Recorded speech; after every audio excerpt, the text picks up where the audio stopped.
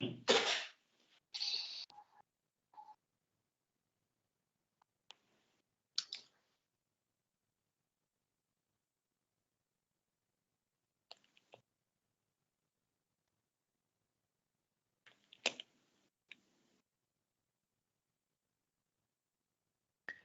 morning and welcome to the Hertfordshire Local Government Pension Scheme Pension Board. I'm Teresa Baker, Democratic Services Officer to the board, and as we have the election of the chairman and vice chairman this morning, I'll be starting the meeting off. I've got to make an announcement first in regard of how the meeting will be conducted. The council will be holding this meeting electronically. Members of the public may also attend this meeting in an electronic capacity, and there is a link on the council's website for them to do so. Members of the board are asked to keep their microphones switched off until called to speak, and to switch their microphones off once they have finished speaking. Cameras may be left on throughout the meeting if members wish. If you experience connection or other technical issues, it may help to switch your camera off. Cameras should be switched on if and when speaking in the meeting. To indicate a wish to speak, members should use the raise hand function. Use of the meeting chat function is exclusively for voting. At the end of the meeting on each item of business, there will be a vote. Members should vote using the meeting chat function by indicating for, against, or abstain. The result would be declared after each vote. Breaks of at least 15 minutes will be held every 2 hours and will be taken after a speaker in the debate has finished speaking. If we are voting, the vote will be concluded before the break is taken. Other breaks will be incorporated as appropriate. I'm going to ask the members of the board to introduce themselves, including the position they hold on the board. So if we start with Adam Mitchell, please. Hello, I'm Adam Mitchell, County Councillor in Broadwater and Stevenage. I'm the outgoing chairman of the board. I'm relatively new as well. Thanks. Thank you. If we could have Rob McCarthy, please. Yes, I'm Rob McCarthy, substitute employers representative, chairman of the Hertfordshire Association of Parish and Town Councils. Thank you. Okay, if we could have James Kidd, please. Hi everyone, I'm James Kidd. I'm the Chief Accountant at Hertfordshire Constabulary and I'm an employer representative. Okay, and next, Mike Collier. Hi, I'm Mike Collier. I'm a member representative and outgoing Vice President. Thank you, Mike. Gail Johnson. Hello, I'm Gail Johnson. I'm a retired accountant. I'm a member representative. Kevin O'Daly. Hi, I'm Kevin O'Daly, Unison member and member representative on the board. Thank you. Monica Patel. Hi, I'm Monica Patel. I'm a member representative. I'm also a solicitor at Hertfordshire County Council, an active member. Thank you, Monica. Do we have Tim Perkins with us yet? Yes, hello. Sorry, I had problems connecting, Teresa. Tim Perkins, currently Chief Officer for Abbots Langley Parish Council until tomorrow when I become a retired member. Thank you, Mike. Still time to get the bottle of scotch over. Okay, so the first item on the board's agenda is the election of the chairman and vice. First item is the election of the chairman. Second item is the election of the vice chairman. The chairman and vice chairman are elected every 2 years, the positions rotating between the two sides of the board. Today, the board must elect the chairman from amongst the full member representatives and the vice chairman from amongst the full employer representatives. So I call on the board to nominate a member representative for chairman for the coming 2 years. If I could have nominations for the chairman, please. So we have Adam. Could I nominate Mike Collier as chairman, please? Thank you, Mike, Adam. And could I have somebody to second Mike's nomination, please? Yeah, I'll second it. Yeah. Lovely, thank you, Rob. So, Mike, you're nominated as the chairman of the board, so I'll hand over to you now. Okay, I suppose we ought to just ask, are there any other nominations? I mean, if anyone else was dying to be chairman, I'll take the silence as no. Okay, then, well, I call for a employer representative to nominate a vice chairman for the next 2 years. Yeah, I nominate Councillor Adam Mitchell as vice chairman. Do I have a seconder?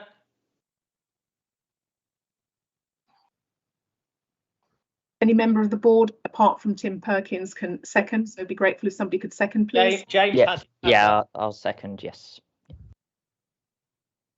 Okay. Are there any other nominations? That being the case, I declare Adam duly elected.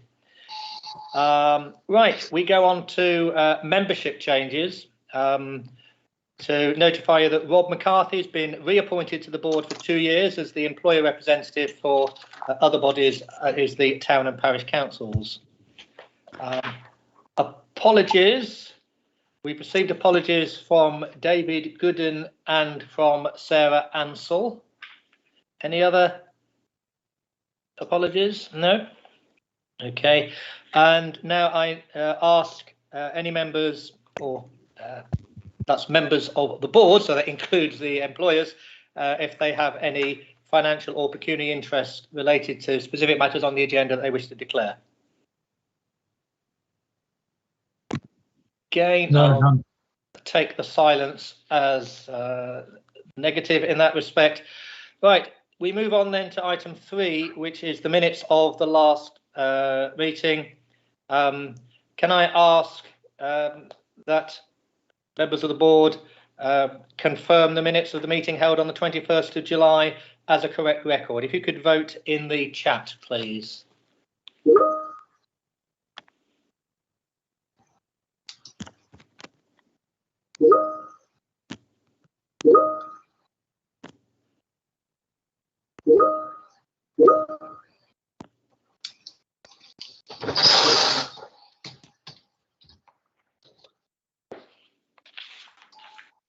Just wait a moment or two whilst we get that through.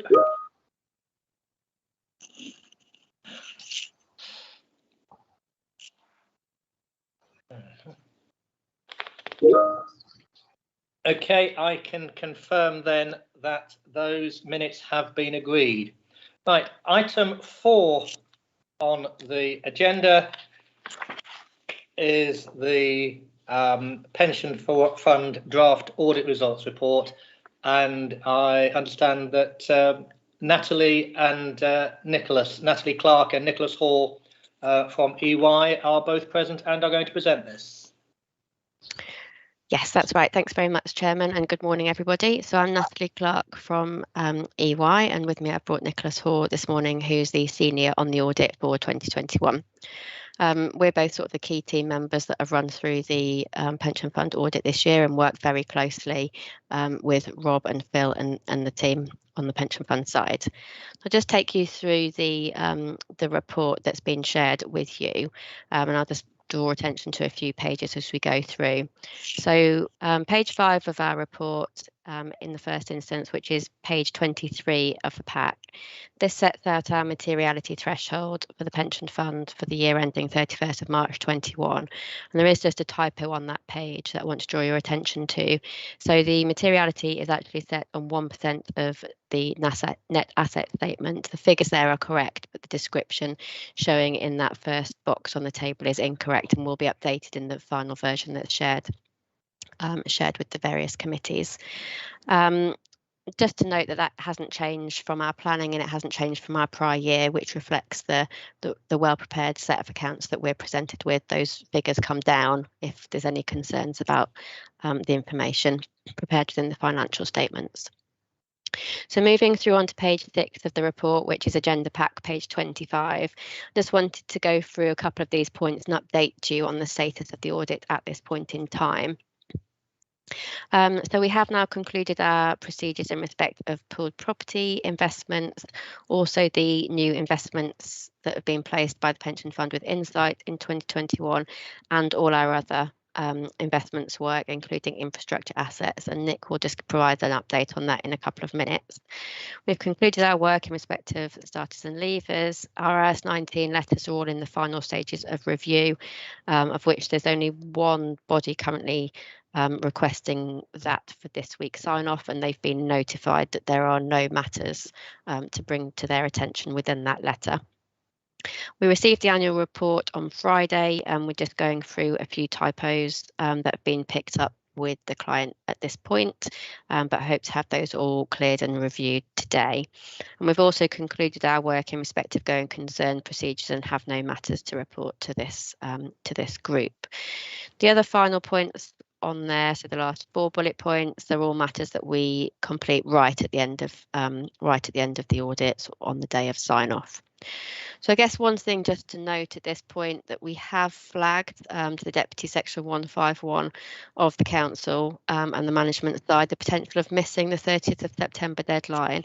And this is due to some very late information that's come through from our specialists and us being able to assure ourselves that the quality of that is sufficient and draw all of that to a conclusion.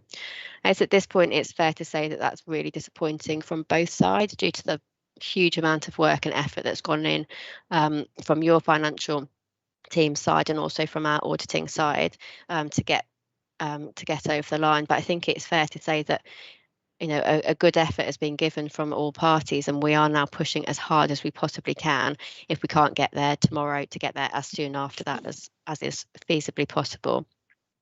I'm happy to take questions on that at the end, but I know that that's something that will be disappointing to hear. Just going through the report in respect of our fraud risks on pages 28 and 29 of the pack, which is pages 10 and 11 of the report.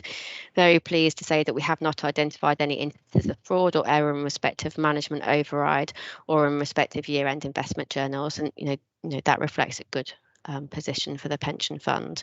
I'll just hand over to Nick just to run you through the level 3 investments work that takes up the majority of our time on the audit.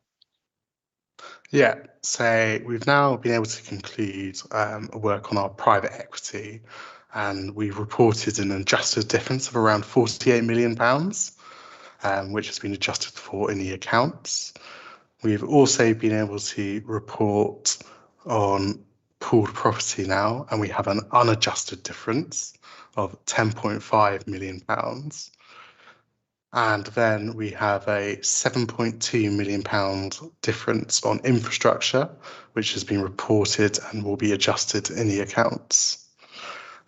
We've also concluded our work on Insight, the fund's new investment. We've not reported a difference in respect of this or the global alternative funds managed by LGT. All right, back to you, Natalie. Thanks very much. So just running through the report, the audit differences section set out on page 39 of the pack, which is page 21 of the report, just reiterates some of those points that have been mentioned above, and now those areas have been concluded, this page will be updated in sort of the final version that's shared. I won't touch any more on any of those. And then just finally, just moving through the report, pack page 45, which is page 27 of the report, just to confirm that we are fully independent of the pension fund and that we have met all of the ethical standards to which we have to comply. And happy to take questions. Right, do we have any questions? If you could indicate your question by using the raised hand function, that'd be helpful. Perhaps I shall take Chairman's prerogative. Gail, I've seen you. I'll just, as I started, I'll finish. Your comment that we may not meet the 30th of September deadline, as you say, quite disappointing.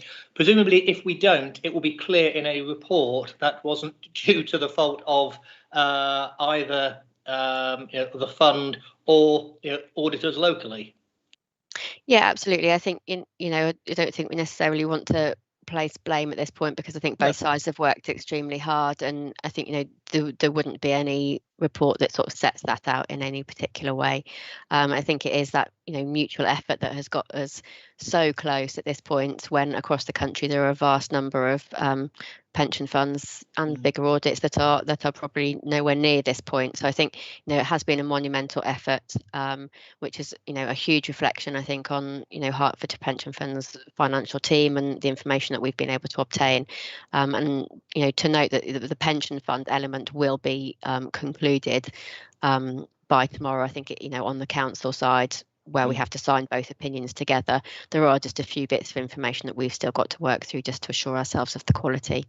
Yeah, well, I think I would like to, and I'm sure putting my neck out here that that the board as well would like to congratulate both the pension fund administrators and yourselves for doing this work in particularly difficult circumstances. Gail. Thank you, Chair. Yes, I'd like to echo what you've just said, and also I had been going to ask the same question about missing the deadline, and to a certain extent it's not reassuring that other people are in the same boat, but we aren't alone. Is there anything that can be done differently next year, or is this a one-off year, or is this always going to be a problem obtaining this particular type of information given the particular investments we're talking about? I think it's a very good point. I think it's a point that we'll be picking up from our side and with the pension fund financial team shortly after closing the audit. I think it's very difficult. A lot of the investments that are placed by Hertfordshire Pension Fund and increasingly by other pension funds, so not singling you out in any way, shape or form, is that they are inevitably the more complex types of level 3 investments that quite often bring the biggest returns, but also can bring quite big differences arising from different points in time of the information arising. So we do quite a lot of work on audited financial statements. That's out of the control of the pension fund in terms of when those are signed off, and we had a couple of those come through quite late in the process, which we've then worked through with the fund. I think absolutely we will continue to work with the pension fund to agree the best way forward. Inevitably it gets more and more difficult. The pension fund are reliant on other auditors to provide those financial statements, and some of those have probably come in later than the fund would have liked, but also through no fault of the fund ultimately. So the time pressures become increasingly difficult, but I think as a collaborative we've worked very closely together to get to this point, and wholeheartedly thank the pension fund for chasing up various fund managers at various points to get the information that we need to get to where we are now. Yes, thank you. Understood. Thank you. James. Yes, just following on from that. So also to echo Mike and Gail's point, and thanks to EY and the pension fund for getting to this point. I know it's a very difficult challenge from personal experience as well. So just following on from the level 3 managers, is there anything that we can do to hold them to an account? So I guess my first question would be, are they providing the information within deadlines, or were they late? And if they were late, is there anything that we can do to hold them to account to get it to us sooner? So I guess from my perspective, I'll probably hand over to management to respond to that point. I think Patrick's indicated he wants to respond. Yeah, thank you, Mike, and thanks, Natalie. Yes, the provision of these audited accounts from what we call the level 3 managers is captured, and the timescales for providing those accounts are captured within what we call an IMA, an investment management agreement. Those managers comply with those legal requirements within the IMA. Unfortunately, when we go into these investment management agreements with these managers, one of the things that you look at primarily the return objectives and any limitations on what they're going to invest in. And the audit requirement is sort of buried in the IMA. And unfortunately, now this is being played out with these level 3 investments as the fund becomes more diversified, and we are investing in, and as Natalie's quite correctly pointed out, a lot of other funds are doing the same, diversifying their assets into these more esoteric types of illiquid asset. The requirements are that the auditors need audited statements, and their financial year, and another important point to note is their financial year ends are different to maybe the 31st of March. And so what my officers are providing to Natalie and her colleagues are maybe the latest audited statement, and then there's a lot of sort of forecasting done on distributions of cash made by those managers or further commitments by the fund to those managers. And when we do get the final audited accounts, obviously those numbers will change, and that's reflected in what Natalie pointed out earlier, the sort of uplifts in some of these values.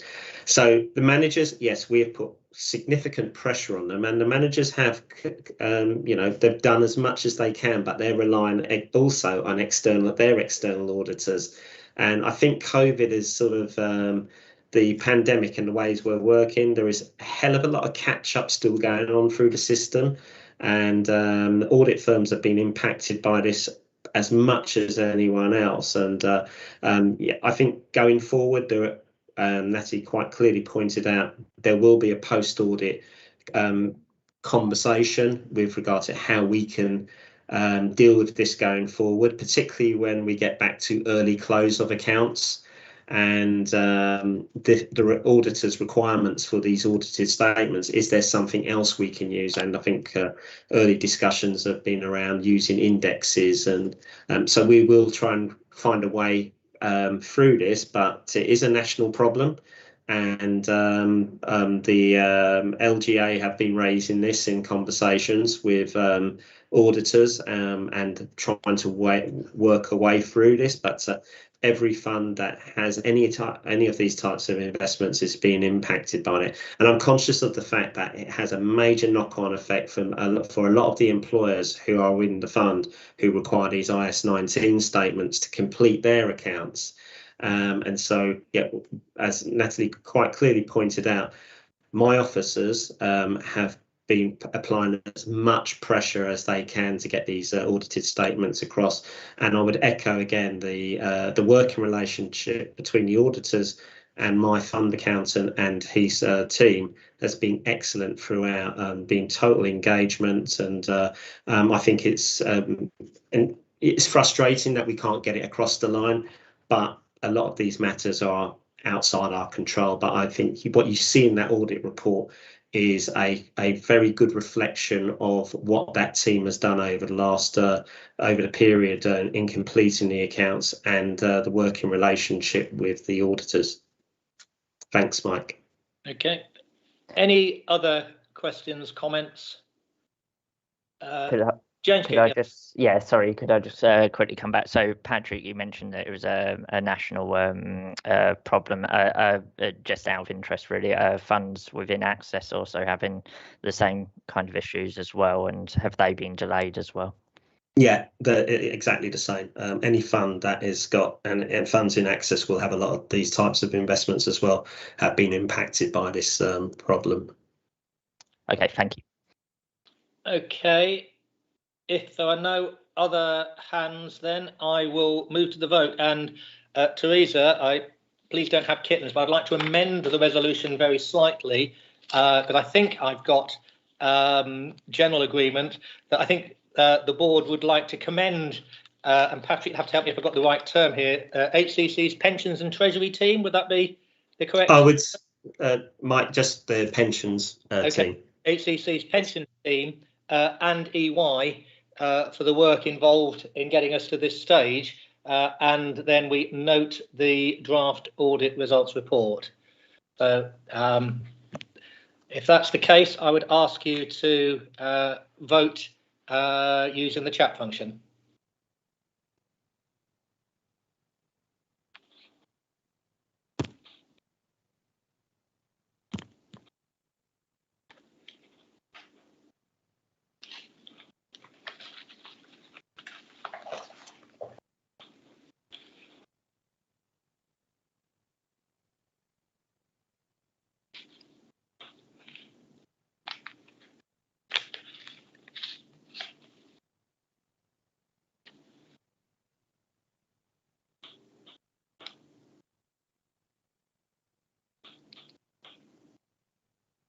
Just waiting whilst we get all that done, and confirm then that voting is complete and that item is agreed.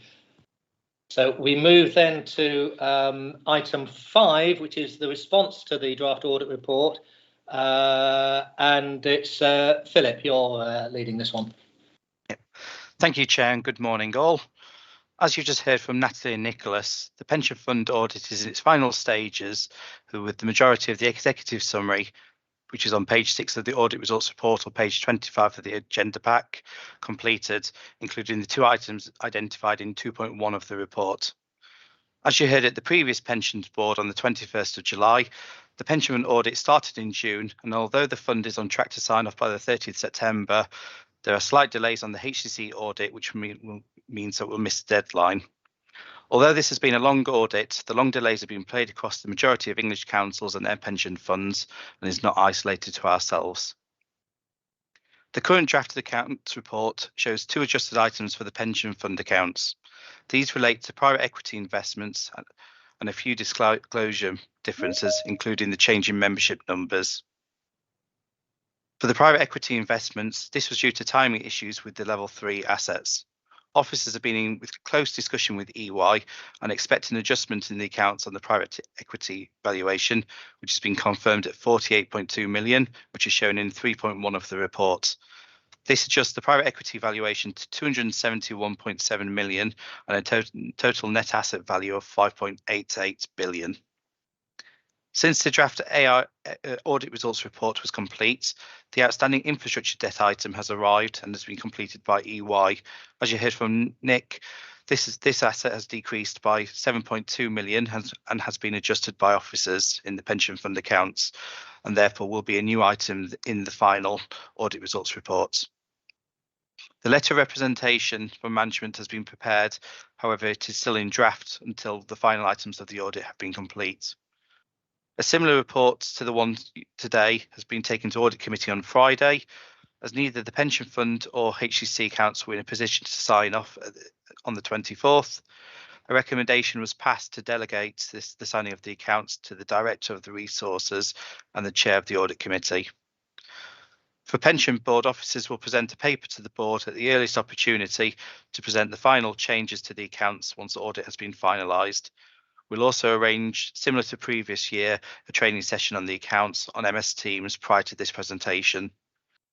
That is all I was going to say on to this paper. Happy to answer any questions you may have. Okay, any questions?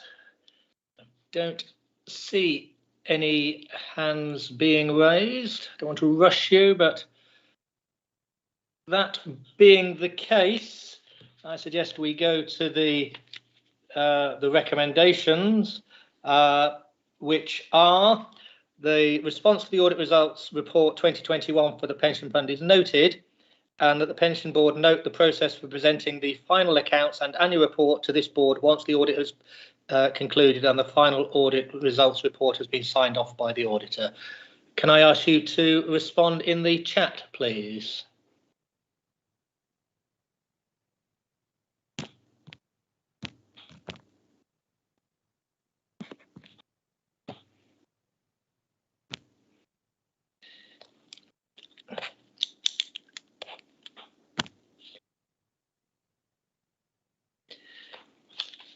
Just wait whilst people have a chance to respond.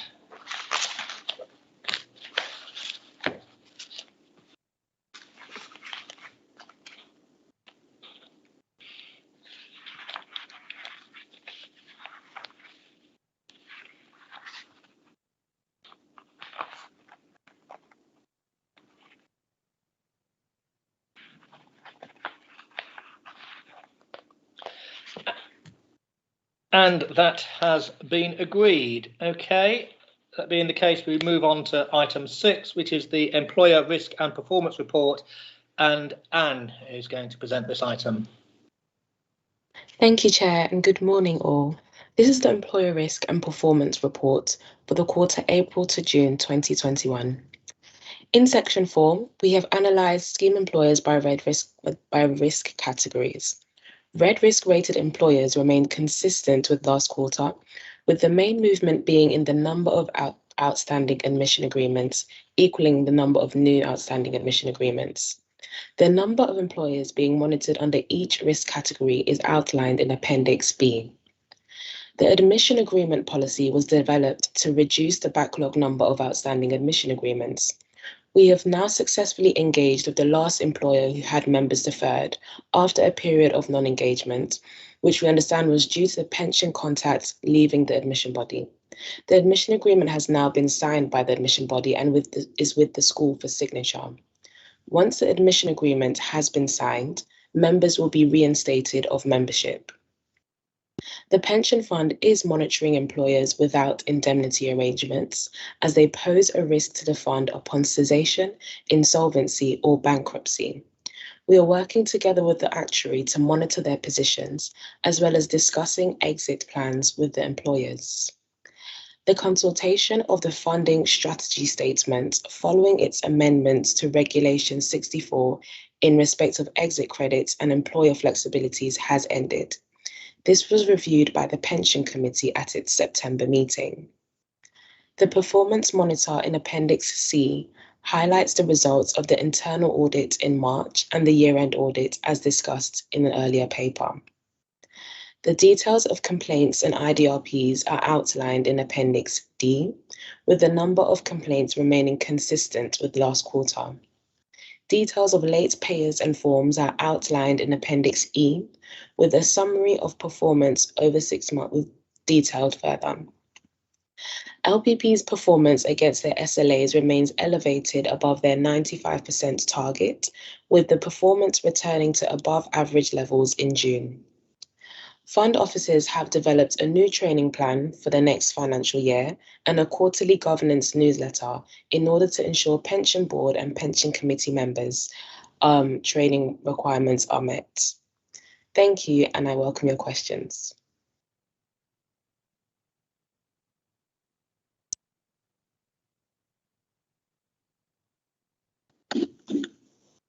Sorry, it helps if I turn on my microphone. Gail, please. Thank you, Chair. Oh.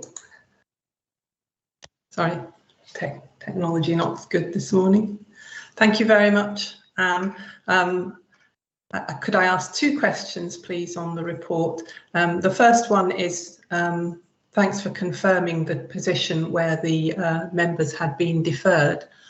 When they're reinstated or instated for the first time, is there backdating, or does it start from the time that the agreement has actually been signed? Thank you, Gail. Yes, their pension will be backdated from the date their service should have started, yeah. Good, that's fine. Thanks for that. And my second question, I'm looking at page 68 of the agenda pack. As usual, looking at the red risk employers, and obviously we've really made progress with the problems over admission agreements. The category ceased employers with outstanding exit payments, we've heard on quite a few quarters that 5 employers have been committed to informal payment plans, and you're engaging with the remaining 4 employers. Could you just give a bit of detail on that? Is there anything that we need to be concerned with there? I just think informal payment plans sounds a bit vague. Thank you, Gail. Just to clarify the position, informal payment plans are in reference of payment plans that were agreed by the pension fund officers with the employer, and those employers are making regular payments into the fund. However, we are trying to legalize these payment plans in order to protect the pension fund even further. In regards to the employers that do not have payment plans at the moment, we are engaging with those employers to understand their position, to understand what they can commit to the fund. And we are engaging with our actuary to understand how we can support those officers, and whether there are scheme employers in the fund that can assist with those payments, such as their local authority, but I can provide you with further information at the next board meeting. Yes, thank you. That would be good, just to know what the materiality of these sums are. Thank you. Sure, thank you. James. Yeah, just first of all, it's really good news to hear about the admission agreements going down. That's I know that's been a long-standing problem within the fund. So yeah, really good news, and that the policy is seeming to work.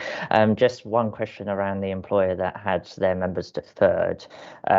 Did we have any complaints from the members? Because that, I know when we were setting up the policy, that was a big concern about the members, and that they may be a bit panicked by notification that they were becoming deferred. So has there been any repercussions from that? Thank you, James. And yes, I can confirm there were no complaints from that member that had been deferred. So it was just one member within that employer, was it? Or yes. Okay. All right, brilliant. Thank you very much. No problem. You're welcome. Any other questions? Patrick? Yeah, it's a really important point that question James just asked about defer members. It's the last recourse that the fund wants to implement, is to defer members' rights to the LGPS. It really is. However, the work that the Pensions Committee and officers did with legal advisors to implement this policy was to give us teeth to enforce the parties to enter into an admission agreement. And we feel that, and some of these members on the board and committee have observed over the last 12 to 18 months that the number of employers that we had on that sort of what we'd call the naughty list with no admission agreements in place has reduced quite significantly, and the policy is working. But I would really want to emphasise that fund officers take it very seriously, that the point that we really don't want to defer members. It is the last recourse, because the members shouldn't have been impacted by this at all. It's a decision that's been not made by them. It's been made by an outsourcing body and a contractor who's won that contract. We do as much as we can to try and get the two parties around the table to come to an agreement. And I think the policy is beginning to play out and enforce the agreements to be implemented. Thank you, Chairman. Thank you. I mean, I certainly would want to commend the way in which this backlog has been tackled. Backlog's perhaps the wrong term, but the number of outstanding admission agreements has gone down significantly in my time of involvement with the board, and certainly I welcome the re-engagement of this one employer. Adam. Yeah, I'd just say that, I was part of the committee that made this decision. It wasn't particularly easy to, no. but sometimes you have to show that you've got teeth in order for things to play out properly. And I think the sort of the proof of the pudding is in the eating here. I think we've got the results that we wanted to get, and I think it's to the members' benefit ultimately. Even though it can cause some anxiety if they get that letter, and we were sort of open to the fact that could happen. There is a risk there, but I think ultimately we made the right decision. I think we're starting to see the results from that flow through now, which is really good to see. Any other questions, comments? No. That being the case, again, if we could add that we welcome the progress that has been made on these admission agreements, and the re-engagement of the one employer, and otherwise we note the report. If that's okay, I'd like to invite people to vote on the chat function. Thank you, Chair. Thank you.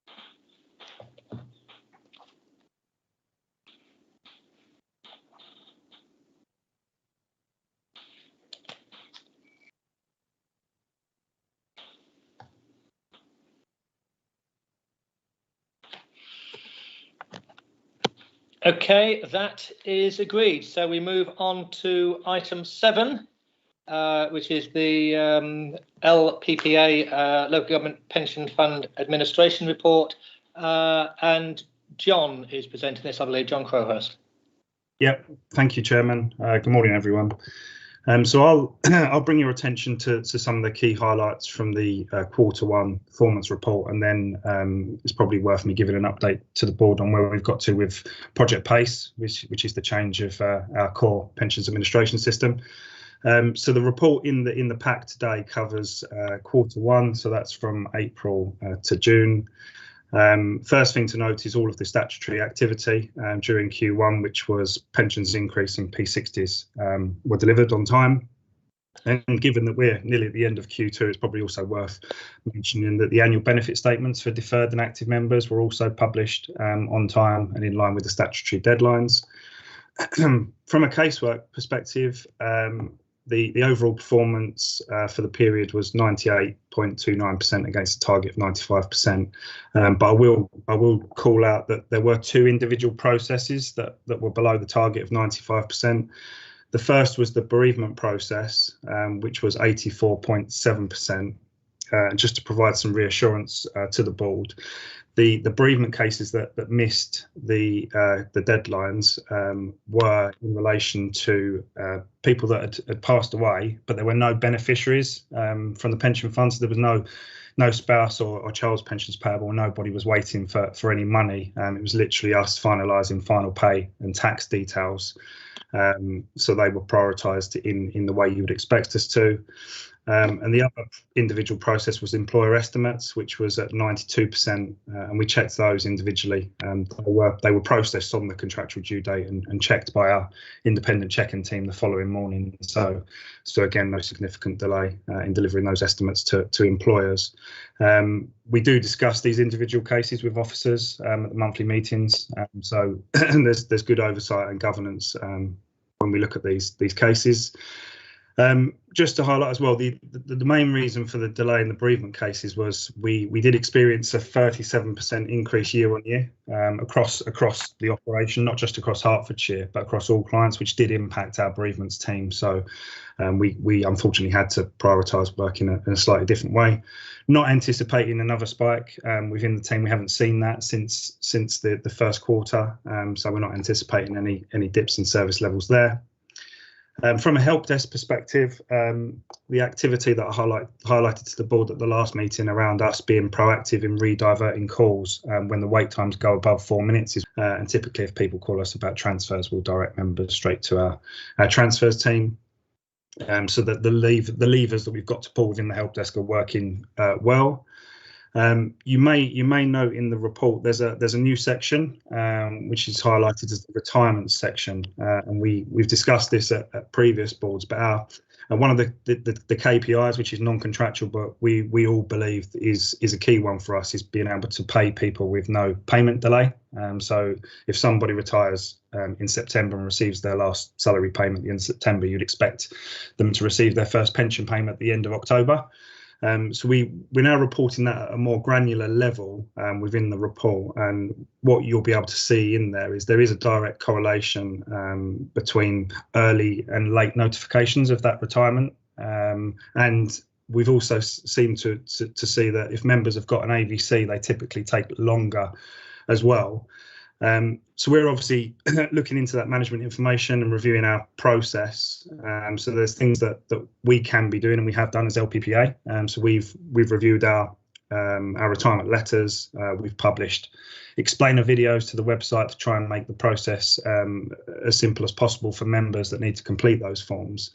We're also speaking to the AVC providers to see if we can improve the information flow between the two parties, and then there's obviously a lot of activity that we're planning in with officers around what engagement, training and support we can provide to your fund employers.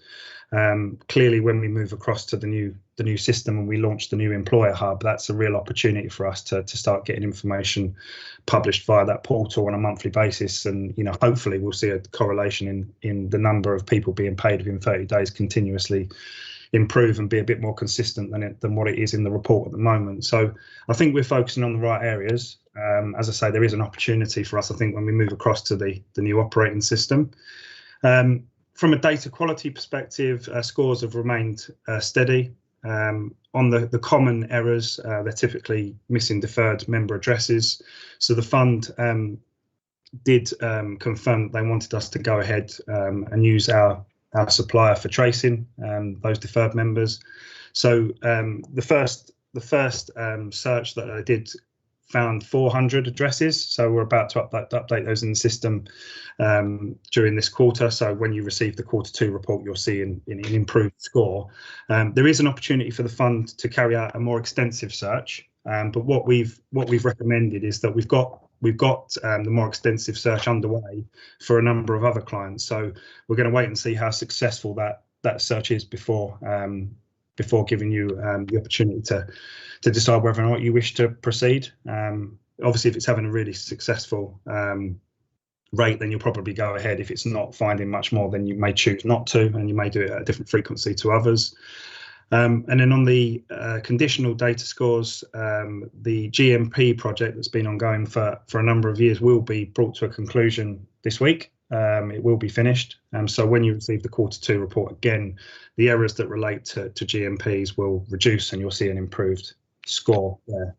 So that's all positive. So I'm happy to pause there, Chair, and take questions before I just give an update on Project Pace. All right.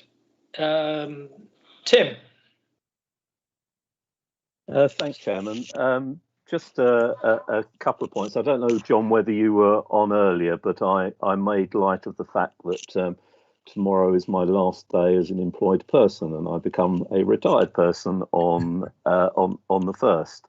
So I was particularly interested in your PowerPoint deck, the stats on when I can expect to be paid. I can't say I was hugely impressed by the 57% stat from June, but that I don't want to turn this into something personal, but I think it is probably important for the board to understand. From the moment my leave to retirement form went in, the admin from you guys was absolutely woeful, and it needed a complaint to get my pension moving. Key to that was at the first stage of the process, there was a query about pensionable pay. One of your staff sent that off. Unfortunately, they got an error in the email address. They put 2 T's in Abbott's, which is something that happens quite often. The member of staff didn't follow that up for 7 weeks, the fact they didn't get a response. And when queried, they said, oh, if we put a wrong email address in, we never get a bounce back. So I guess there was 2 learning points there. Why don't they get a bounce back when they request information? And 2, why does something sit in abeyance for 7 weeks without being followed up? Also, you know, since I've been on the board, you guys have been talking a lot about transitioning to online. Now, fairly key to transitioning to online is responding to your members. I put out 2 contact us messages on the 3rd of August and the 16th of August, neither of which received the courtesy of a reply. It wasn't till I put the complaint in on the 24th of August that things started moving, and I got the paperwork and we have moved along. I consider myself probably slightly better than the average bear in dealing with these online type situations, and also in dealing with pensions. I think anybody else that wasn't would be pretty stuck and pretty horrified by your service. Now, I don't want to make this about my situation. I am transitioning to retirement, and my experience, you guys' job is to pay benefits. And my transition, as a member of this scheme for 14 years, my transition to having my benefits paid has been pretty woeful. And if that is reflected by the experience of other members, then I think there is perhaps some KPIs that need looking at. I went through the KPIs in some detail, and I could not find a stat for contact us messages that were not responded to. I was expecting better. My leave to retirement form went in. 2 days later, I got an email, said we've got it and you'll be getting your letter within 2 weeks. And that was the end of it. Everything else from then I had to push. Now, I know this sounds like me mugging you. I know this sounds like I am bringing a personal complaint into this public arena, but I think it's important that the board understands that when things go wrong, you're not particularly good at picking them up. And the non-reply to... Okay, sorry, Tim. I'll jump in at that point. Fully understand your concerns and frustration, and I think commend your desire not to mug John, as yes. to quote your friend. So I think it would be unfair to ask him to respond to any specifics within that, but I would suggest that we ask that John, after the meeting, perhaps looks into your case as a possible exemplar, with your permission, and then without divulging any personal information, brings back something on any learning points, perhaps in conjunction with Patrick and his team, on any learning points on possible changes to KPIs, which of course would need to be negotiated between the County Council and LPPA. John, I'll invite you to respond to what I've just said, and as well as what Tim said, and then perhaps Patrick. Yeah, no, thank you, Chairman. And yeah, first of all, Tim, obviously apologies on behalf of LPPA for the experience that you've clearly gone through with that retirement process. I will take away your suggestion, Chairman, and look into the case, look into your individual case, Tim, and I'm happy to provide a response. Just as a point of principle, I agree. I think, you know, there are key processes, people retiring, you know, sensitive bereavement cases. Even if we've requested information and we're not receiving responses, there needs to be triggers in the workflow to be proactively chasing that, and that proactive chase shouldn't just be send the same email to the same email address that was sent previously. We need to be picking up the phone and being a bit more proactive. So I completely hear you, and I agree with everything that you've said around the principles around dealing with that retirement process. But I'm happy to take the individual case away, and I'm not saying that that there aren't issues with other people's retirement process. I'm just looking at the satisfaction scores for retirements, and I appreciate we get a low response rate to that. It's on page 30 of the performance report. I'm not sure what page it is of the board pack, but the satisfaction scores seem to be good on face value for the people that did complete the survey. But as you've highlighted, Tim, if there are flaws, then we need to be looking at that, and obviously always welcome feedback. Sorry, colleagues, it's on page 118 of the agenda pack. Thank you, thank you. But no, I will take that away, and apologies again, Tim. I really wasn't looking for apologies. I wanted to use it as an exemplar, and I really, you know, providing I get paid over the next month or so, that's all I'm kind of interested in. The absolute key point is, you know, there is admin issues. It happens in any business. The one thing I was particularly aggrieved about is when you're talking about the transition to online, why this could have been picked up. There was 2 opportunities for you to catch it. When I put in detailed contact us, which I've got copies of, and they didn't receive a response. And that is my point. You know, I'm a member representative here, and putting forward the point of the members is this ain't going to work if you're not responding to contact us messages. And, you know, apologies for mugging you, but I do think there was a point that the board needed to understand sitting behind those stats when I saw those last week. So thanks for that, John. No problem. Thanks, Tim.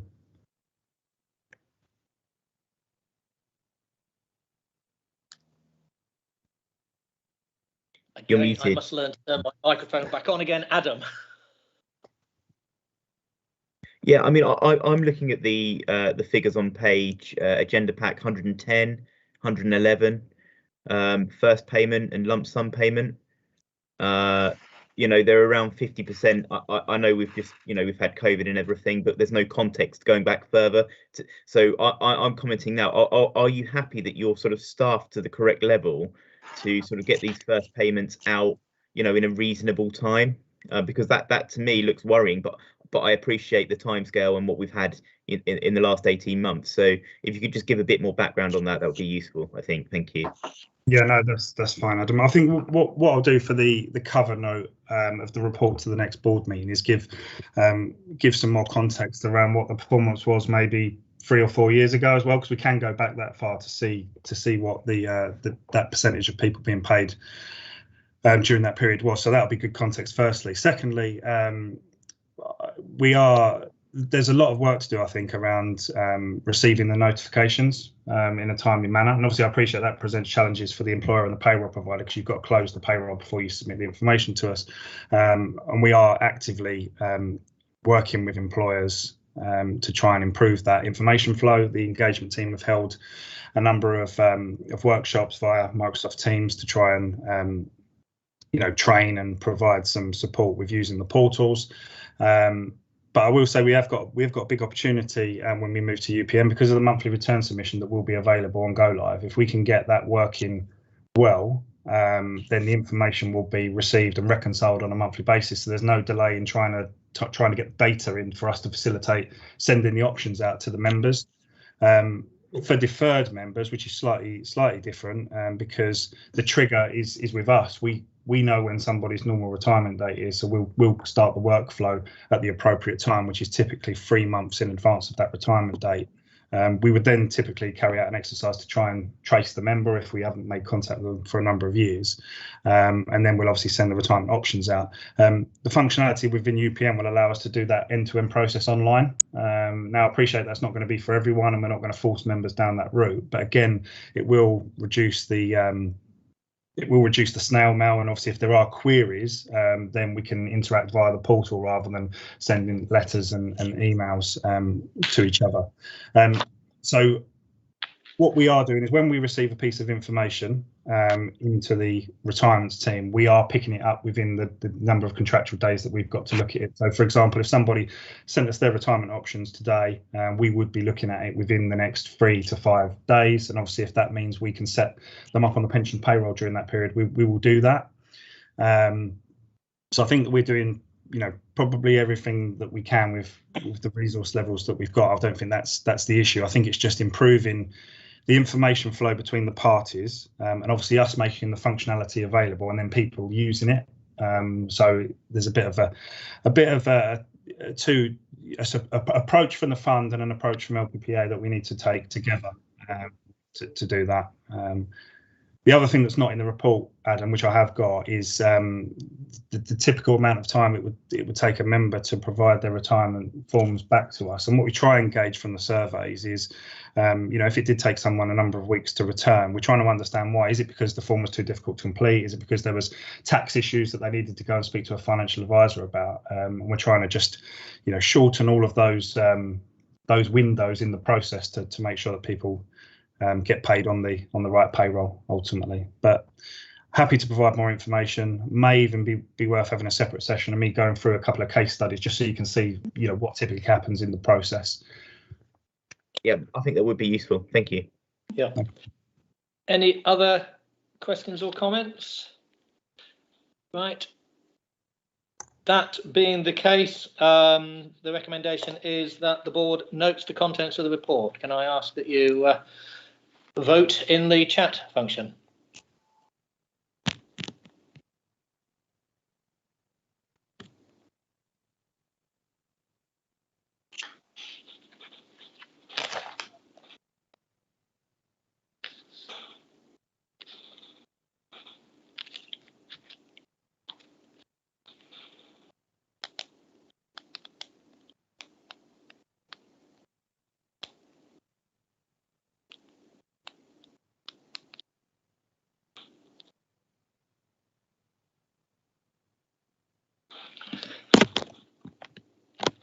Okay, that has been agreed. So I move us on to item 8, which is the Pension Fund Risk Register report, and Robert Winterton to present.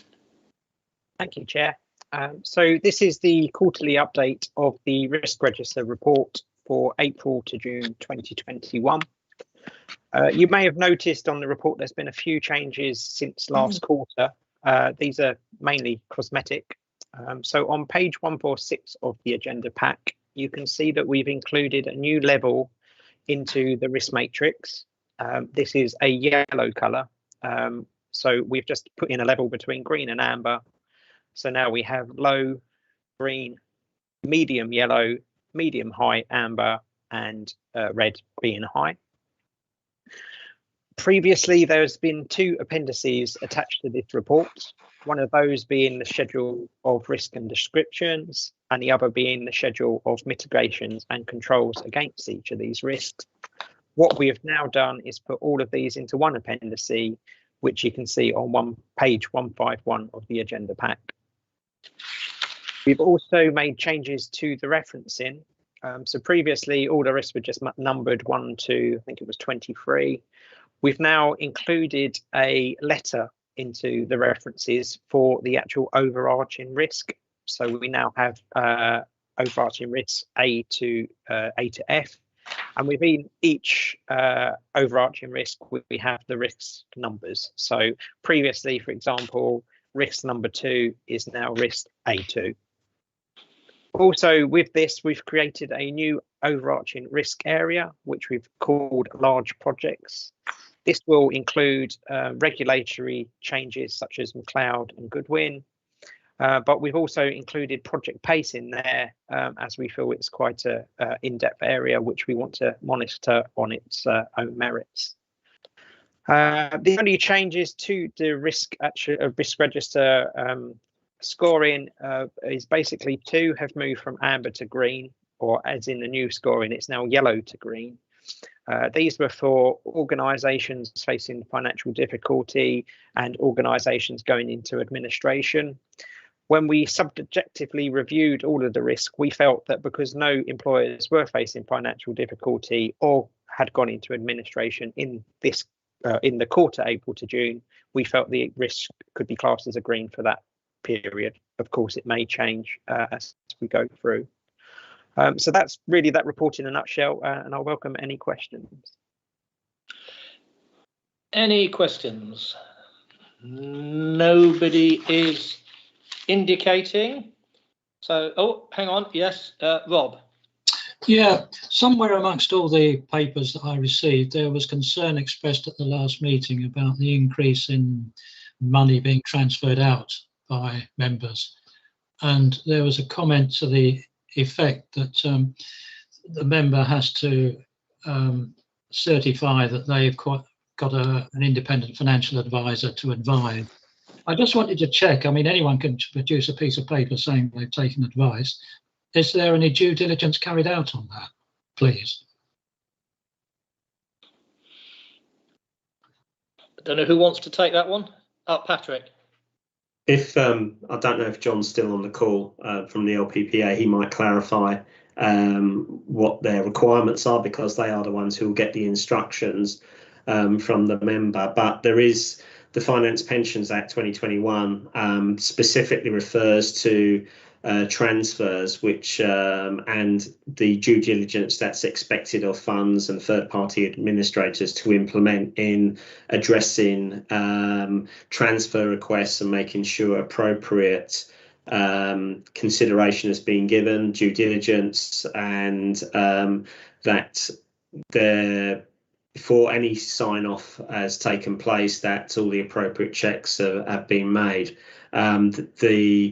And that requirement in the new Finance Pensions Act is as a result of these fraudulent scams where transfers have been made, and it's caused financial detriment to those individuals. So we have been talking to our colleagues at the LPPA about those checks, and obviously they will be implemented by law. We are doing stuff already before the law comes into effect, but yeah, it is a concern to any fund, any private sector or public sector fund, that they make sure that all appropriate checks are done before any transfers take place.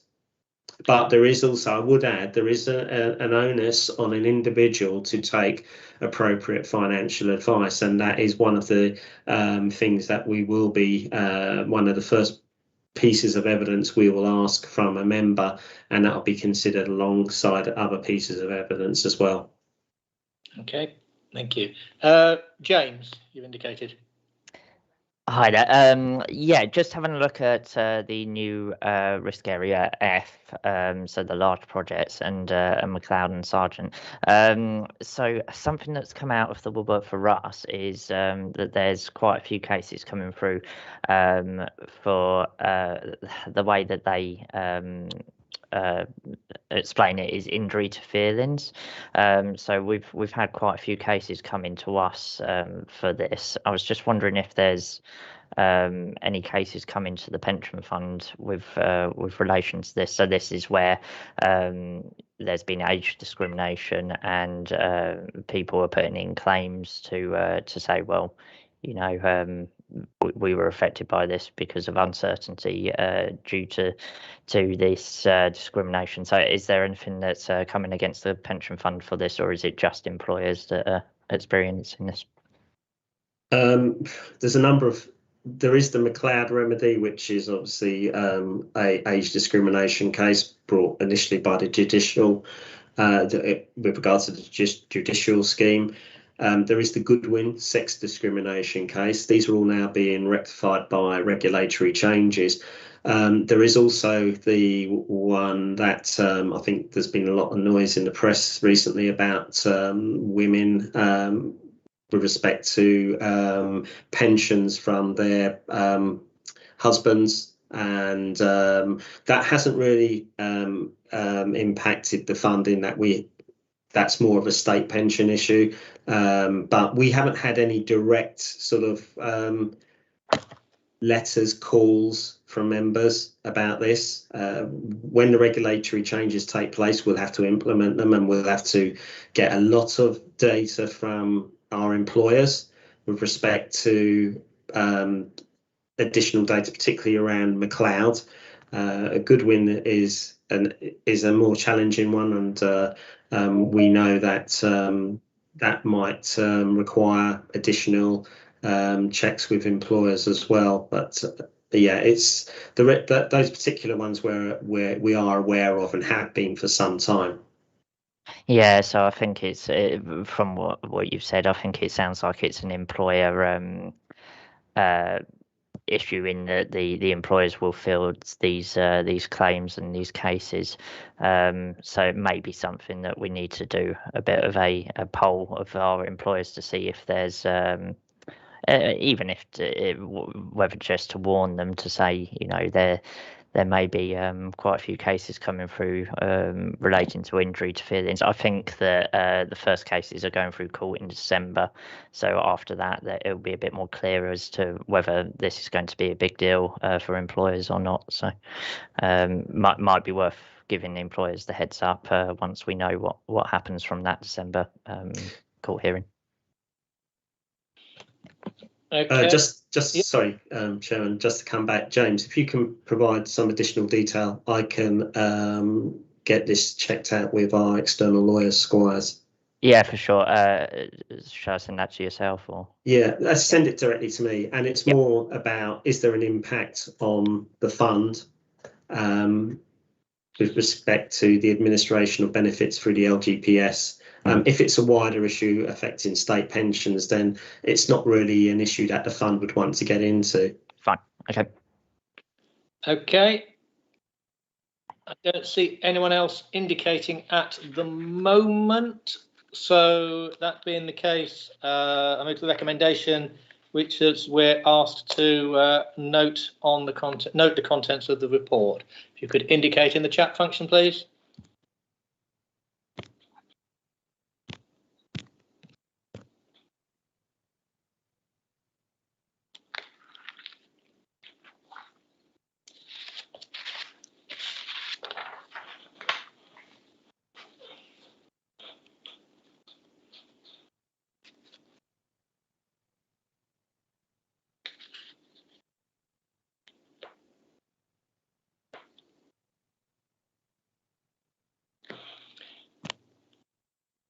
Okay, that has been duly noted. We move on to item 9, which is the funding strategy statement, and is Barry Dodds is to present this from Hymans. Hi, Barry. Yes, hello everybody. Good morning. Thanks very much, Chair. Yes, so the funding strategy statement in your meeting packs, that starts on page 157. Now this, within the first few pages of the pack, there's a short summary on 157 and 158, and then the following few pages, 159 to 164, by the looks of it, has the kind of bulk of the kind of additions that have been made, or the changes that have been made to the funding strategy statement. So that's the bulk of the changes there in detail. What I'm going to take you through starts on page 165 of your pack. So there's a few slides basically where I'm going to summarise the changes that have been made and why they've been made. So this is if you excuse, you'll appreciate that's not my picture on the front on page 165 there. Catherine presented these at the committee, but I've not aged that badly, or I've not changed that much in lockdown that I've gone from that picture to this. Not your weekend persona then. No, not yet. You never know. So what I'm going to take you through a few slides. There's a wee agenda there on page 166. So I'm going to do a wee kind of recap of what the funding strategy statement is. I'm going to take you through a summary of these employer flexibility changes that have come in recently in the regulations, which is the primary reason for the change in the funding strategy statement document just now. Going to touch on the exit credits policy as well, which we've spoken about before as a separate policy, which we've also referred to now in this updated funding strategy statement. And also touch on something called Goodwin, which is a legal case, which we may have touched on before, but is another thing that again we've noted in the funding strategy statement this time around. So just to give you a bit more background on that as well. So the funding strategy statement itself, if you move to page 168 of your pack, essentially this is a document that details an awful lot of what goes on with the fund when it comes to the treatment of employers and how the fund manages risk. So the principles of this document are agreed with committee and the board.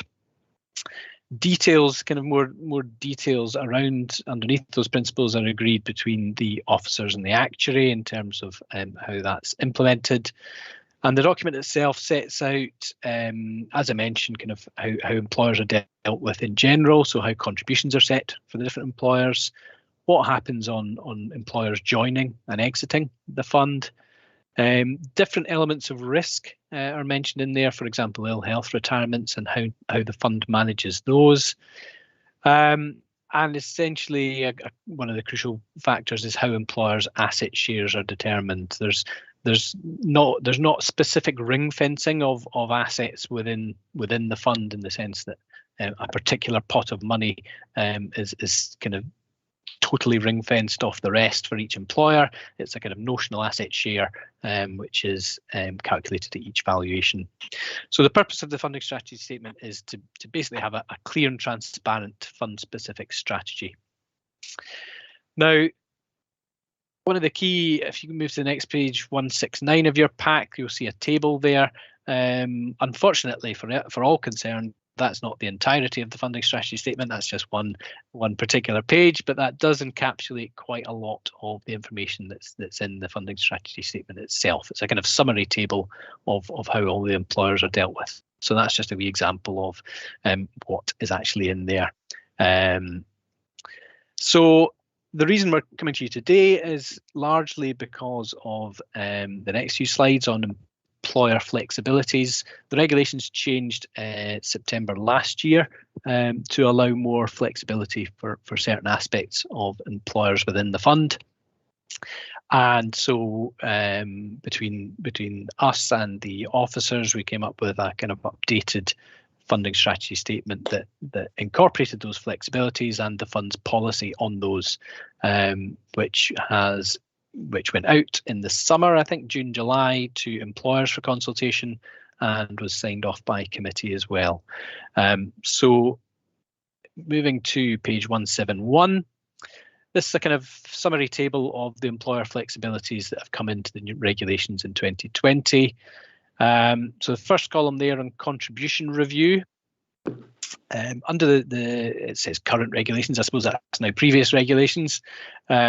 Contributions for employers could only change at each triennial valuation. You struggled. There was only very limited circumstances where you could actually change an employer's contribution rate in between one valuation and the next. So the potential issue there is that obviously circumstances can change. Valuations are every 3 years, so things can change quite a lot within 3 years for particular employers.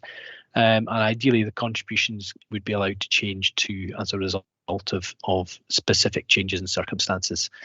So the new regulations on contribution review allow the fund to instigate a contribution rate change for an employer if there's been a significant change to employers' liabilities or the covenant of the employer, so the kind of the security essentially of the backing of the employer. But it also introduced a bit of flexibility that an employer can request a contribution rate change if they meet the cost, and ordinarily if the employer had kind of good reason along similar lines of what the fund might think is reasonable for a view to reviewing their contribution rates. So cessation payments was one of the other aspects that the new regulations impacted. So under the previous regulations, strictly speaking, the employer had to pay a cessation debt in a single lump sum at the point that they left the fund. Now, as you can imagine, some employers could struggle to do that if it was a large sum of money. There have been instances both within Hertfordshire Fund and other LGPS funds prior to these regulations changing where, as Anne mentioned earlier, there was kind of informal arrangements of spreading these payments put into place, and that was, to be honest, fairly commonplace, which is largely what triggered this regulation change, is that MHCLG realised this was going on in practice anyway, and so kind of actually formalising it was a good idea. So the fund now officially has discretion to allow the spreading of these cessation payments over a few years, albeit ordinarily the fund would seek some kind of security, or certainly if in the absence of security, look at the covenant of the employer and just to make sure that they're minimising the risk of not actually being able to recoup that amount over the specified period. So that's been officially kind of put into regulations. It was kind of unofficially already being done at many funds anyway. Managed exit, we've called the last one. Essentially is kind of again linked to cessations, but it's where under the old regulations the employer had to cease if they had no active members left. So if the last active person left employment with them, they had to cease in the fund, and a cessation debt was potentially payable. Now that led to kind of a number of employers, quite often kind of charities and similar employers that kind of can't afford to pay the contributions required to stay in the fund, but can't afford to pay the cessation debt to leave. So they're in a kind of caught between a rock and a hard place. So the new regulations have created what's called a deferred debt agreement flexibility, which basically allows employers to continue paying contributions in even when they've got no actives, with the intention that they reduce any deficit they have to the point where they can then pay that off and leave the fund at a later date. Similar requirements we've built into the policy in the funding strategy statement around kind of seeking security and covenant assessment and things like that as for the kind of cessation flexibility, just to make sure that you don't end up in a similar situation where you've not managed to recoup the money owed. So with all of these things, the discretion lies with the fund on allowing any of these flexibilities in specific cases. and policies on all of that is included within the revised FSS, and the detail is pretty much all included in the pack there in the previous few pages. So that's what the bulk of the changes were in the funding strategy statement. As I mentioned, we also incorporated some wording around exit credits, which you'll recall is a situation where an employer may leave with a surplus, which in the past was just the surplus was just left within the fund and the employer left, whereas now the regulations allow in certain circumstances for surpluses to be paid back to the employer if they have one when they cease.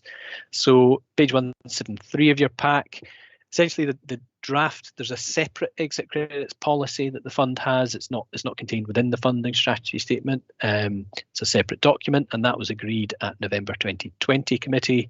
It's been finalised and is in operation, and all that we've done in the funding strategy statement here is to reference that and make sure that employers know where that is when they're reading through the funding strategy statement.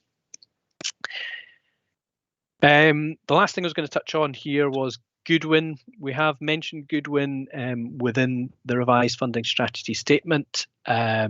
It's a legal case. We've mentioned it briefly, basically to say there's no specific allowance being made for the impact of Goodwin at the last valuation, and we'll kind of revisit that at the next valuation next year, depending on whether the data is available to do so.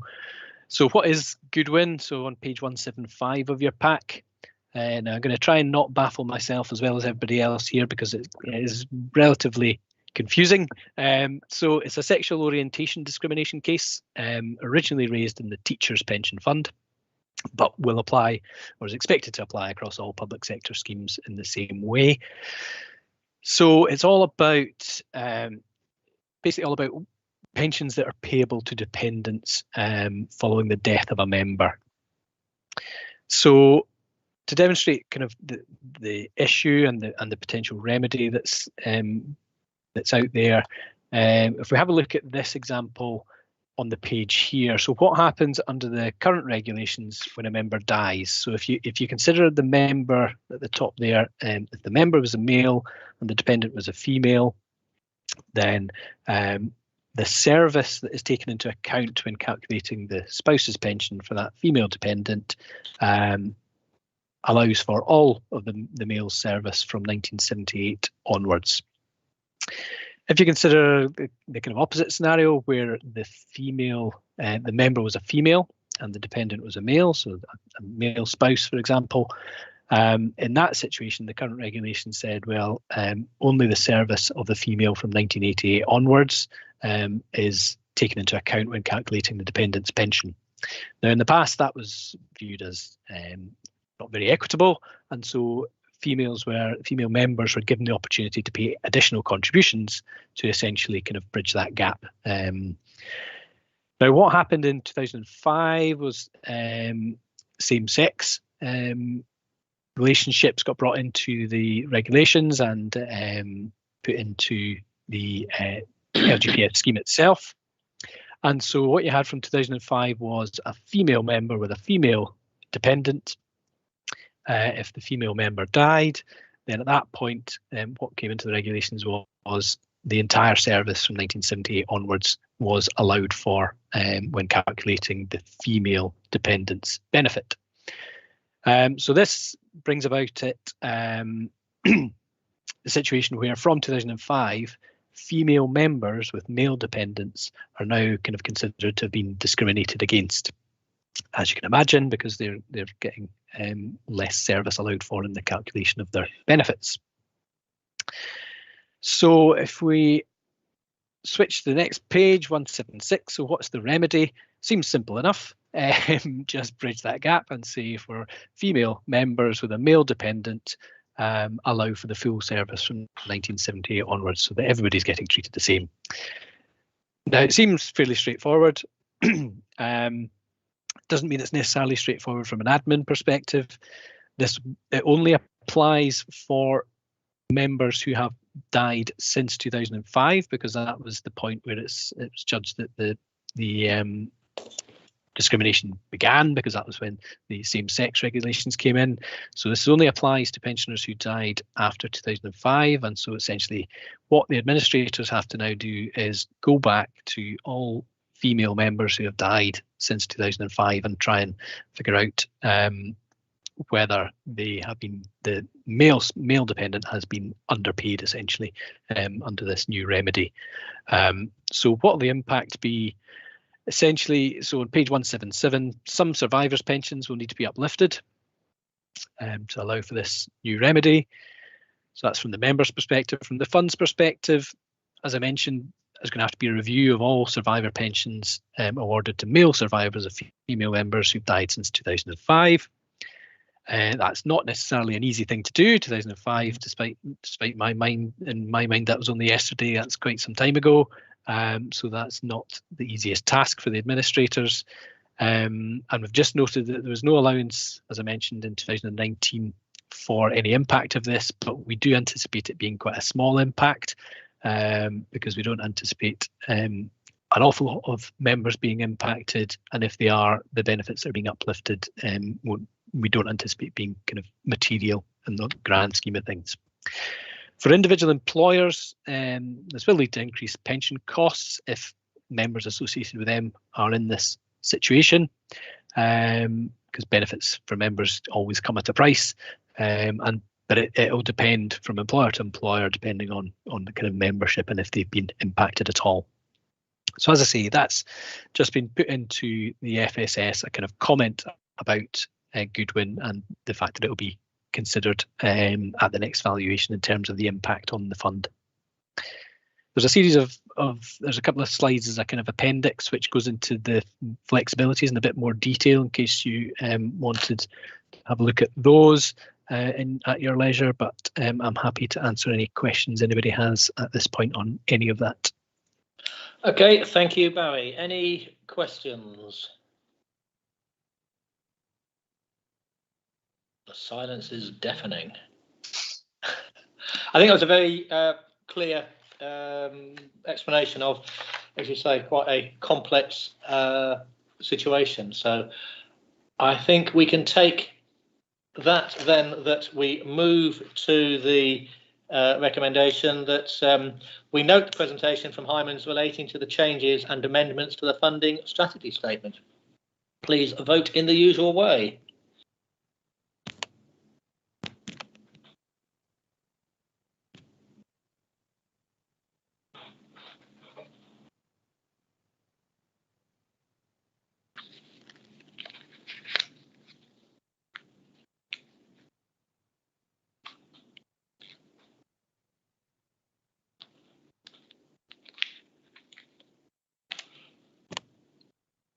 Okay, we have agreement on that. So we move to item 10, which is the access update. Patrick. Thank you, Chairman. Right, I'll just quick run through this report. It's the quarterly update that goes to the Pensions Committee and to this board to provide you with details of the activities that the Access Joint Committee and the pool officers have been working on over the last quarter. You'll see on the report, which starts at page 183, there is in the summary a recap of why Access rents an operator and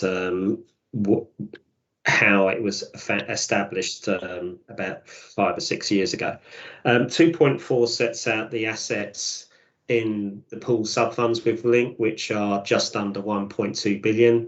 There's been a reduction in the assets under management following the decision by the Pensions Committee earlier this year to disinvest from Longview.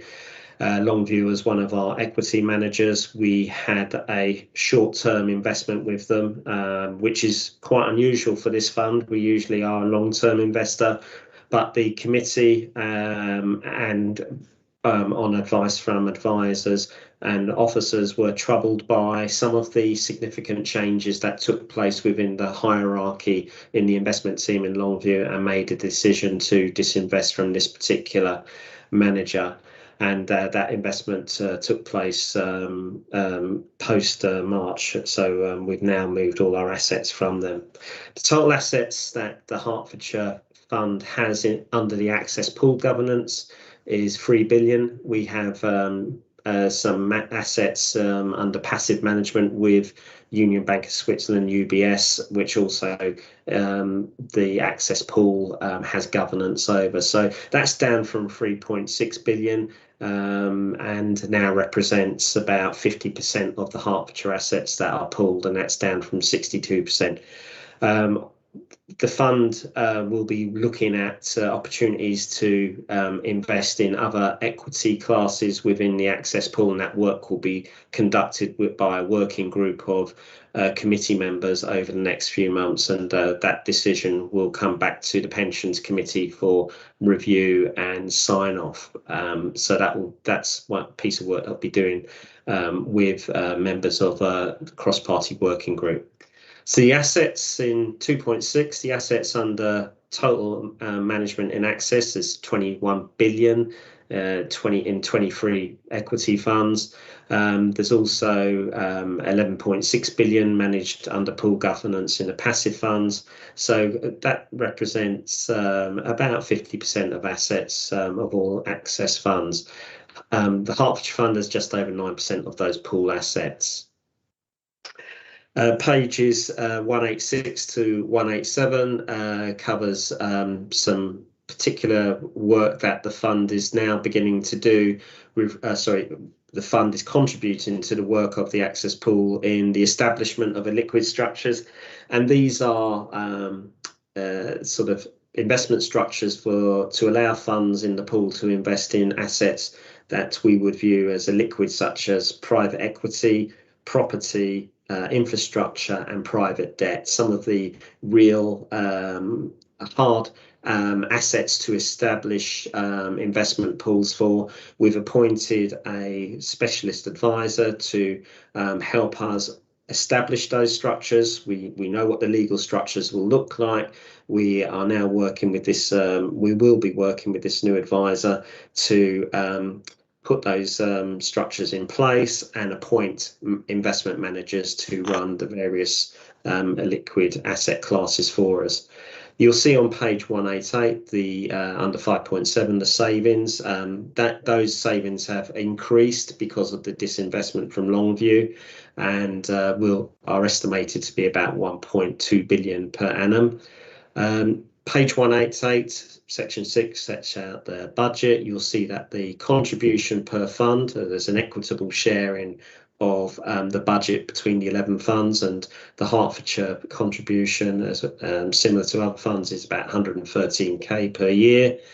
And you'll see, if you set that alongside the savings that we're making of 1.2 million per annum, that there is clear benefits from pooling for this fund and the other funds engaged in the Access Pool. Section 8 on page 191 shows a breakdown of all the Hertfordshire pooled assets, what's in the pool, what potentially will go in the pool, and what will sit outside the pool.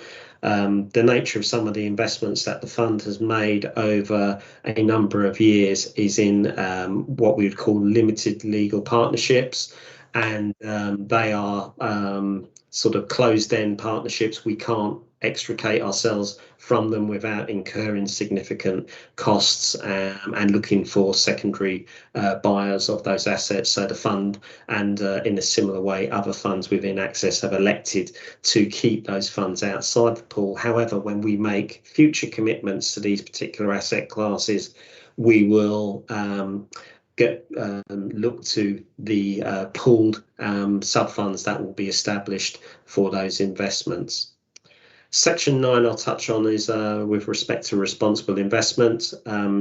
Access has appointed an advisor to develop some pool guidelines and guidance with regards to responsible investment, how our managers should vote, how they should, is there any sort of reporting requirements that we will need with regards to climate, carbon footprint analysis, that sort of thing, which is a report further down on the agenda. But to be clear, and in 9.2, I highlight that where there's a conflict between a local fund responsible investment policy, and this fund does have one and will develop some changes to it, then the sovereignty of the local fund will preside over the pool policy, and it may entail the fund keeping certain investments outside the pool until the pool develops options for us to make those investments within the pool. The final section, Appendix A, page 195, is the annual access report with a forward from the chairman. The chairman is one of the chairman of the funds, and that is Councillor Mark Kempji from the Hampshire Fund. It's a very interesting report, I should say. There's a lot of really interesting detail in there that gives you some more detail on the sort of work officers have been doing, supported by the chief financial officers of all the various authorities and the chairman of all the funds who sit within Access. And you'll see some charts there showing pooled assets, what's sitting inside the pool, outside, and the forward plan of work. Chairman, that's all I was going to say, and happy to take any questions from members of the board. Any questions? James? Yeah, just a quick one, hopefully. You mentioned that there have been savings of about 1.2 million. Just having a look back at the accounts, I note that the investment managers' fees has gone up in 2021 by about £2.5 million. So I'm guessing that is because of linking it to investment returns and the like. So not going to push you on that so much, but more just wondering how you get to the figure of 1.2 million, how you compare like with like. So with respect to the increase in investment management fees, there has a lot of the fees are based on assets under management, and there's been a significant appreciation in assets under management over that financial year, hence why there's been a tick up in the actual investment management fees. Where we look at how we establish the savings, if I use Baillie Gifford, for example, which is one of the managers we had prior to pooling, when Access was established, that was one of the first sub-funds that we launched, and there was negotiations with Baillie Gifford to invite them to be one of the first fund managers, and the various funds that were invested with Baillie Gifford on an individual basis collectively negotiated a fee lower than what they had as individual funds. And so that's reflected in what I would look at is what was my pre-pool fee. So maybe that is 45 basis points, and my post-investment pool fee, which is 30 basis points, and that's how we established the savings. And similar position would have been taken with respect to UBS, who was our passive manager, where we did achieve significant savings of it was well over £1 million from moving to that particular manager, when prior to that we were invested with Legal in General, whose fees were a lot more higher in basis points. Where we have incurred a cost, it is primarily because we've moved from one particular manager, and I'll use Allianz as an example, where there was a low basis fee, to another manager, Longview, where there was a higher basis fee, and that has been the cost. So that's how we look at where we're deriving that final savings figure from. Hope that's clarified your question. Yeah, I think so. So I think it's by comparing the basis points rather than the actual pounds and pence. Yes, correct. Okay, lovely. Thank you. Okay, thank you. Gail. Yes, thank you, Chair. Sorry, I don't want to labour this point because I was going to ask almost the same question. It was really that the savings had obviously appeared to increase greatly because of Longview being taken out. But if the investments that replace Longview are outside the pool and then they move into the pool, what effect does that have on the cost savings? Surely there must be a cost outside the pool that wasn't there before. So the assets that we disinvested from Longview went to another manager. It was used for collateral for the Insight equity protection policy, and that the fee that we're paying in that particular structure is a lot less than we were paying to Longview. Right. But for the purposes of looking, we will look at what the cost is and compare that to the post negotiated fee. If it's a like for like, if we're moving a manager in and there is a manager that we are considering moving into the pool with two other funds, and that's Blue Bay, we know that outside the pool we're probably paying something, for example, let's just use 35 basis points. But by negotiating through economies of scale with those other two funds, we know, and the manager is prepared to lower that fee to say 30 basis points. So that 5 basis point saving will be reflected in that table. A lot of it is around forecasting, and they are estimates, but we've through time have seen significant benefits from the moving of those assets into the pool where we had like for like managers. Yes, okay, thanks. Well, I think it's helpful to have clarified those calculations. Thank you. Okay, thank you. Any other questions or comments? Would appear not. So the recommendation is that the Pension Board notes the content of this report. If you could please indicate.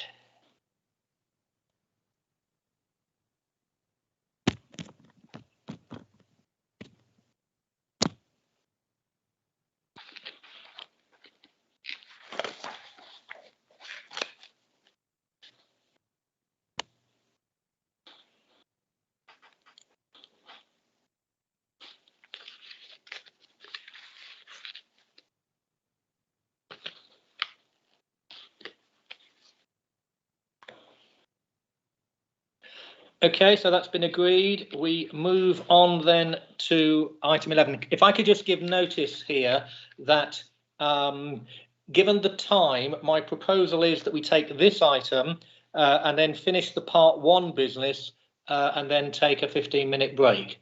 So if anyone violently objects to that, please raise a hand now and we'll hear. No. Okay, well, in that case, we move on to item 11, which I think, Patrick, you're going to introduce, and then we're going to have contributions from Sandy Dixon and Peter Jend. Yep, thank you, Chairman. This is a report that we introduced about 18 months ago to the committee, and we've shared with the board as well. It's an important metric that the fund is using to measure the carbon intensity of the fund and the potential emissions within the fund.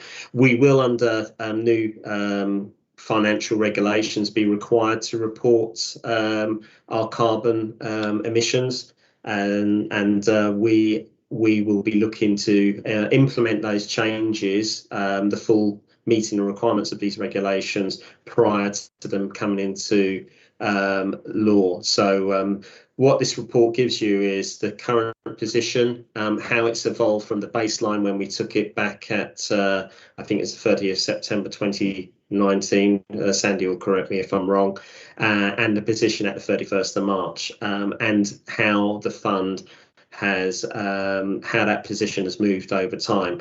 I won't say much more about this, I'll hand over to Sandy, but what I would say is when we go into part 2, there is a lot more detail on some of the individual managers, and this is more of a summary report for interested stakeholders, and there is quite a lot of them who are interested in this information. We do get a lot of inquiries from external parties about our carbon footprint and what are we doing with regard to disinvestment in fossil fuels.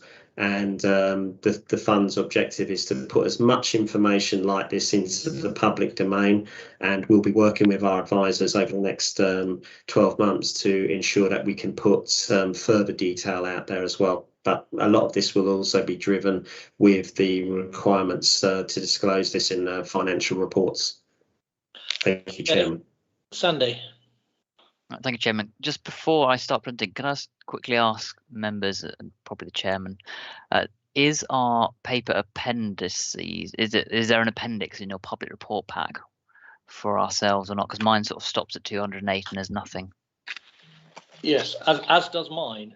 Yeah, so for members on the call, I mean, in the private pack, as Patrick said, there is a longer detail paper. If there's anybody watching on recording or online, the 21st of September committee meeting, the last paper on that agenda item is actually the paper I'll be discussing, which is the sort of high level impact of the fund, looking at the equities and bonds and like, rather than the detailed paper. So you can hopefully, if you haven't got access to the public paper for the board meeting, there is a pension committee meeting. As Patrick said, we're trying to be open and transparent and give people access to this information. So if I direct members on the private paper to page 6, maybe if you have that open. And so as Patrick mentioned, this is sort of a summary timeline. We did a first baseline cut of carbon data on the 30th of September 2019, and clearly we've actually done the pensions committee looks at this every 6 months, so they've seen a progression over time. And so this high level summary just shows that on the left hand side we have the equity WACC. So WACC stands for weighted average carbon intensity. So this is, in effect, it's a metric to measure how much carbon is produced for every $1 million worth of sales for the companies that the fund invests in. So this is just a way to try and measure the efficiency of carbon usage within the portfolio. And clearly pleased to see over the last 18 months or so, the efficiency of the fund has improved over time. There's a few reasons for this.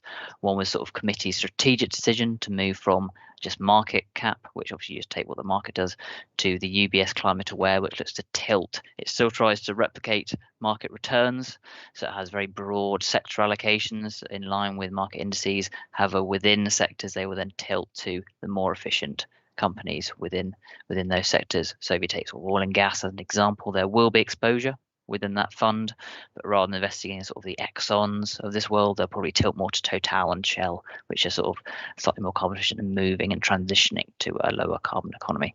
So that's very positive on that. So, and the similar sort of message with the corporate bonds as well, that has decreased over time due to the managers' decisions and investments. And then the final one on page 6 is on the right hand side is the equity potential emissions. So this is just a measure, a fairly crude measure, but a measure nonetheless of your fossil fuel reserves and exposure. And as you can see, over the last 18 months, that's fallen quite significantly. Now, one caveat I would say with that is this is measured on how, if you invest £1 billion, what is your exposure? Clearly, with equity markets being a lot higher than they were in this first analysis, is clearly £1 billion buys you less of those carbon of those companies, because of just the increase in the share price. That does artificially lower it, which is one of the reasons we quite like the weighted average carbon intensity, which is on sales, which is a lot more consistent over time and doesn't have that problem with trying to measure over time based on asset values fluctuating. So that's the sort of the summary timeline. So the fund from its baseline is actually improved quite significantly over the last 18 months, which is very pleasing to see. The next page then looks at a little bit more detail. So we're looking here at the carbon footprint of the fund. So it's a weighted average carbon intensity, and this is just of the equity portfolio. And what we show here is sort of the 4 data points that the pension committee have seen. So you can see on the 30th September 2019, so this is when the first data cut was done. That's where the baseline is.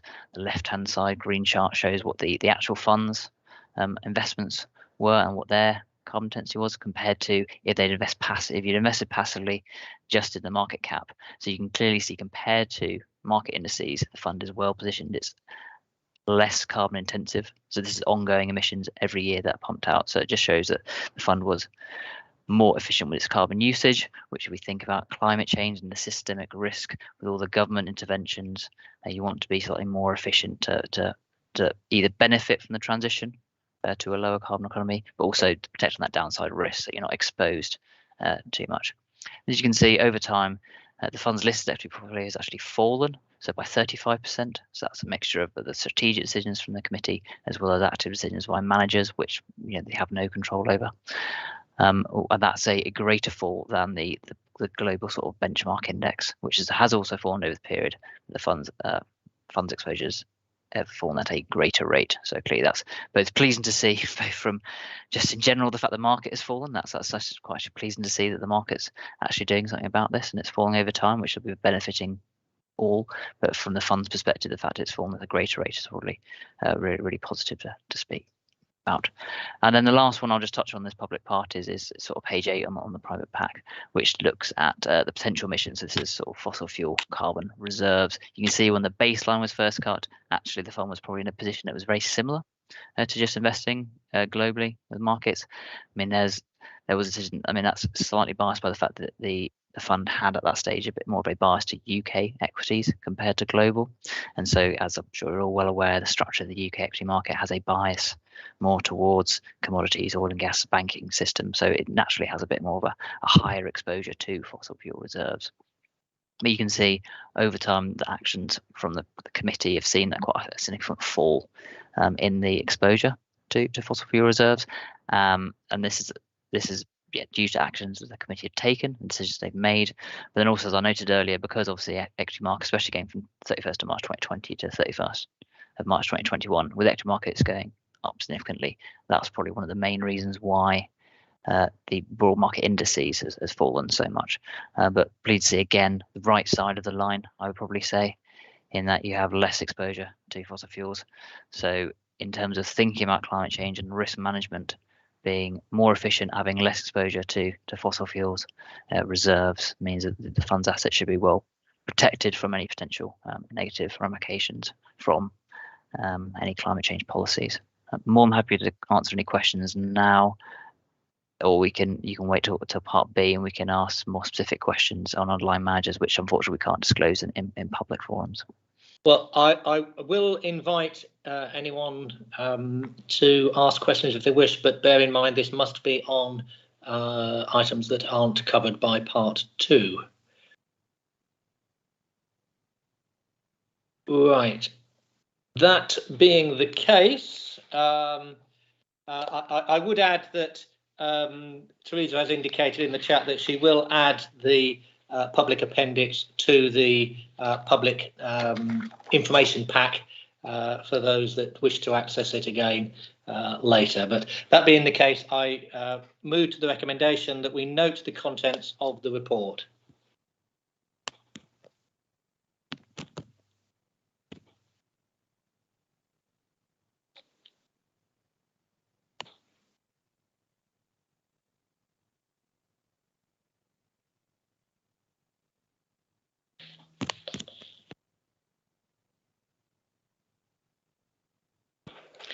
Okay, that is agreed.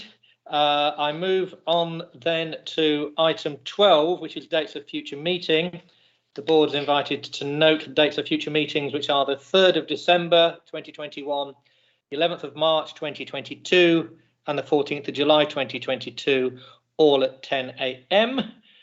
I assume that's duly noted. I haven't been notified of any other part 1 business. Oh, hang on, James. I see a hand from James. Yeah, sorry, very quick question. Is there a plan for returning to in-person meetings, or are they still going to be online, or do we not know yet? Patrick, are you able to respond to that? Yeah, I can. Because a lot of the bulk of the reports that come to the board don't contain recommendations, they're for noting primarily. The intention is to keep these meetings via MS Teams until directed otherwise. We've taken legal advice on this, and we can continue these. However, committee meetings, because and it's not only the pensions committee but other committees, because they have recommendations, the law says that they should take place in person. So the intention is to keep these remote at the moment. And I would add that the county council buildings are reopening, but there are limitations to their use. And I'll give you an example. The recent pensions committee meeting took place in the council chamber with social distancing. Sandy was present with other investment, with his colleague and other consultants. And so the intention is to keep those meetings in the council chamber until otherwise notified. Okay, thank you. Thank you for that. So that's the future meetings. As I say, I haven't been notified of any other business. That concludes the part one business. I propose to formally, let me formally move then before we break. The public part of this meeting will now end and we will enter closed session to consider exempt business. So this concludes the part one business. The time